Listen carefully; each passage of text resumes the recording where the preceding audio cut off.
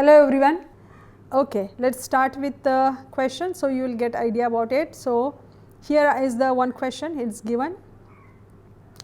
ये double dash का मतलब होता है second order derivative, single dash is single order derivative. So this is given equation in the higher order second order differential equation. So यहाँ पे पहले तो सबसे पहले जो भी इक्वेशन दिया है उसको मैंने as it is given equation लिखा हुआ है, उसको नाम दी label, I have labelled it as equation 1. Then जो स्टेप्स हमने फॉलो किए थे to find the C F, वो यहाँ पे भी हम फॉलो करेंगे, उसी तरह से सेम फॉलो करेंगे. जो हमें we have to use the symbolic form, like जहाँ पे डी को हमें यूज़ करना है, डिफरेंशियल ऑपरेटर को यहाँ पे यूज़ करना है.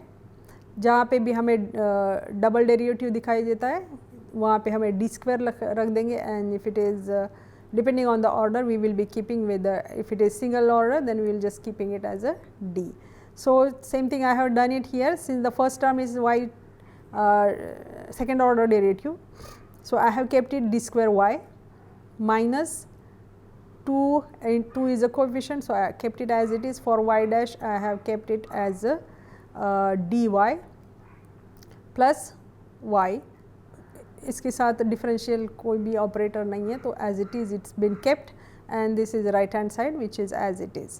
Now next thing is in terms of from this left hand side I just took out y common, and whatever will be left that will become my f of d.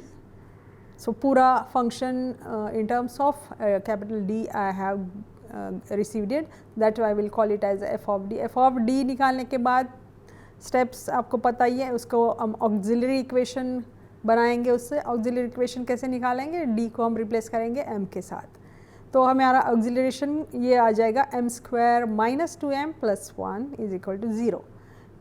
Previous this ये जो हमें equation मिला था इसमें हमने m substitute किया है और ये ऑक्सिलरी इक्वेशन हमारा आ चुका है. अब this is clearly it's a quadratic equation.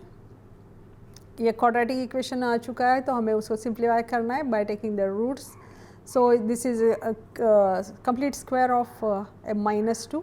सो तो हमारे m की वैल्यूज़ हमें मिल चुकी है which is 1 and 1. So it's if you look it here 2 roots, basically we got the repeated roots, real and repeated roots, right? So because this one value is repeating, 2 roots both are having same values, so that's why we call it is real and repeated roots. So जब भी हमें इस तरह से real and repeated root मिलते हैं तब हम CF कैसे निकालते हैं, CF लिखते कैसे हैं. ये since C1 C2 वो constant जो भी हम यूज़ करते हैं उसको as it is यहाँ पे भी यूज़ करेंगे. So for 1 since it is 1 ये e to the power 1t रहेगा. So जो we can write it as e to the power t.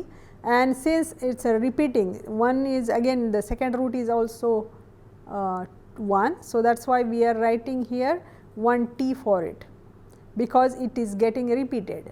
पहले भी जो मिला था वो 1 ही था, दूसरी भी वैल्यू m की 1 ही है, so that's why this t is getting added over here. So that is how that CF will be changing. So you have to keep that in mind. Depending on what values of m we will be getting, depending on that CF will be changing little bit. So here we got the CF. उसके बाद हमें जो निकालना है वो particular integral है. Particular integral in this case we will be learning new thing which is called MOVOP, method of variable of parameter, जो हमने फॉर्मूला नया सीखा हुआ है. मैंने यहाँ पे वापस यहाँ पे लिखा हुआ है. ये पूरा वैल्यू को जो भी न्यू टर्म्स, जो भी सिम्बॉल्स, जो भी वेरिएबल्स ऐड हो चुकी है, that I already explain to you. y1 y2 are coefficient of c1 and c2 respectively. Omega होता है रोल्सकिन्स कांस्टेंट एंड x होती है RHS of the given equation.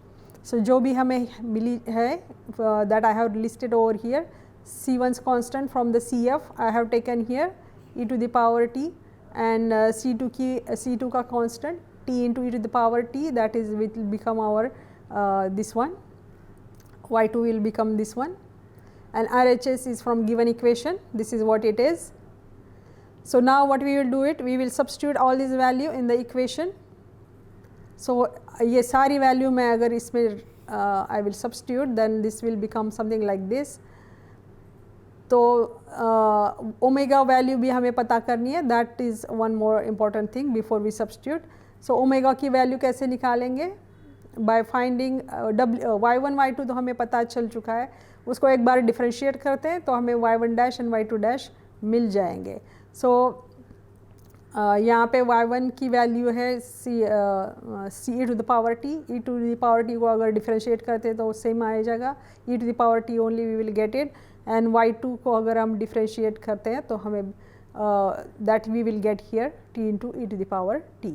तो इसकी वैल्यू मैंने यहाँ पे y2 डैश को हम जब निकालते हैं, यहाँ पे चेन रूल हमने यूज़ करके निकाला है. जैसे कि t first function as it is, then this इसका हो जाएगा differentiation plus second function as it is and t का डिफ्रेंशिएशन 1 हो जाएगा.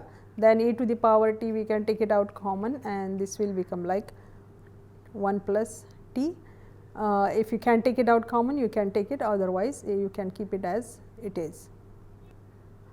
ओमेगा की वैल्यू, रोन्स्किन्स कांस्टेंट की वैल्यू हमें निकालनी है, जो हम डिटर्मिनेंट के साथ फाइंड आउट करेंगे डिटर्मिनेंट, और उसको सिंप्लीफाई करके ओमेगा की वैल्यू फाइंड आउट करेंगे. यहाँ पे y1 y2 y1 dash and y2 dash हमें निकालना है. y1 डैश हम कैसे निकालेंगे? By differentiating y1's value. So e to the power t, this is our y1 value. इसको डिफ्रेंशिएट करेंगे तो सेम ही आ जाएगा e to the power t. So this became our y1 dash. Now this is y2 t into e to the power t. इसको अगर हम chain rule apply करेंगे तो हम we will get y2 dash first function as it is, derivative of second, and I have simply applied the chain rule, so we will get this y2 dash. Now determinant जैसे हम solve करते हैं normally, same way we will simplify it by doing like cross multiplication and doing the subtraction. So e to the power t into this whole bracket will come over here, this term will come over here. यहाँ पर मैंने लिख दिया minus subtraction of this cross multiplication e to the power t. जैसे normal हम determinant solve करते हैं, same उसी तरह. After this I just expanded this bracket, so I got this one expansion of the bracket. Then if you see here, we can cancel, if anything we can cancel it here, clearly it's here, plus and minus we can cancel it here. So that's how we got the value of omega. Now omega y1 y2 everything we got it, so we can just keep it in this equation 2. equation 2 मैंने यहाँ पे for your understanding मैंने जैसे वैसे यहाँ पे लिख दिया. ये हमारा equation 2 था जो हमने पहले ही निकाला हुआ है, previous slide. if you can refer you will get the idea about it how we got it. तो यहाँ पे सिर्फ मैं यहाँ पे क्या करूँगी, यहाँ पे जो भी वैल्यूज़ मुझे मिल चुके हैं y1 y2 ओमेगा और x के, x is nothing but RHS of given equation that I have placed it here. तो y1 की वैल्यू थी to the power t, तो ये यहाँ पे आ गई है. y2 x का जो था x means nothing but RHS of given equation, तो ये जो है ये RHS थी हमारे गिवन इक्वेशन की, वो सब्स्टिट्यूट की हुई है. ओमेगा की value e to the power t2 थी, ये यहाँ पे हो चुकी है. सो सारे जो भी हमने वैल्यूज़ निकाले, I have kept it over here to get this equation. Now simply you have to simplify the given equation. Here you can easily clearly see that e to the power t into e to the power t means e to the power 2t, और ये denominator के साथ cancel हो जाएगी. तो यहाँ पे in the first integral sign I will get t upon t square plus 1 with respect to dt, इसको हमें इंटीग्रल करना है. In second thing also same thing, e to the power यहाँ पे 2t हो जाएगी. So this will get cancel e to the power 2t along with the denominator e to the power 2t. So यहाँ पे आ जाएगा 1 upon t square plus 1. अगर हमें इसको now focus on this part of the integration. If you see we will be using here formula. आपको याद होगा ये formula हमने पहले भी यूज़ किया होगा 11th and 12th में. यहाँ पे अगर f dash of x आता है, यहाँ पे f of x not f dash, numerator में f dash of x अगर होता है, डिनोमिनेटर में f of x होता है, और इसको हमें अगर इंटीग्रेशन करना है विथ रिस्पेक्ट टू x, तो इसकी वैल्यू हो जाती है log of f of x that's this is the nothing but the formula which you have learned it in the 12th grade as well. So यहाँ पे हम जो इसी formula को यहाँ पे use करेंगे. तो if you look here, here f of x is nothing but t square upon plus 1. अगर इसको differentiate करेंगे तो उसकी value आ जाएगी 2t. But here in the numerator we don't have 2, we just have t here, we just have t over here. So 2 है ही नहीं है, तो उसे we have to multiply it. So we cannot just multiply it, so we have to divide it by 2 also. So that's why this 1 by 2 is here. If you will see here 1 by 2, that's how we got it, because we have divided and multiplied by 2, so that we can fit that this integral, this whole integral into this format, so that I can write it for this whole integral. Then what I can write it is log of f of x. In this particular case, f of x is nothing but the denominator, which is 1 plus t square. So that's why here I got it log of 1 plus t square. Now in second, if you look at the second integration, आपको पता होगा ये तो tan inverse का मतलब when we integrate it, you will should get tan inverse of t. So this is the formula, this is a direct formula that we can apply it, no other substitution or simplification is required. So now we got the pi also, CF also we got it, pi also we got it. So we simply we have to use the you have to put it in the equation y is equal to CF plus pi. तो CF और pi को मैंने यहाँ पे substitute किया हुआ है, and that's how I got my general solution or the complete solution. तो यहाँ पे जो important बात है यहाँ पे इस method में, वो method of variable of parameters में वो formula है जो आपको याद होना चाहिए.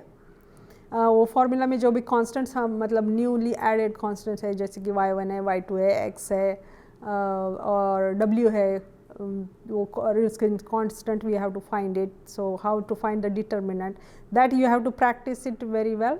You should know the formula very well, and substitution करने के बाद आपको integration भी पता होना चाहिए कि कैसे करना है. Integration इस method का ये जो थोड़ा सा drawback जो है वो है कि integration यहाँ पे involved होता है, तो आपको अगर integration ठीक से नहीं आता है, concept नहीं clear है, तो आपको इसमें problem आने वाली है. So integration has to be very clear. तो आपको वो practice करने की ज़रूरत होगी because it's getting used over here. Other than that, the other steps are pretty same, like we did it in differential operator method, and finding the same way we will be finding the CF also. So I hope it is clear for you. Thank you.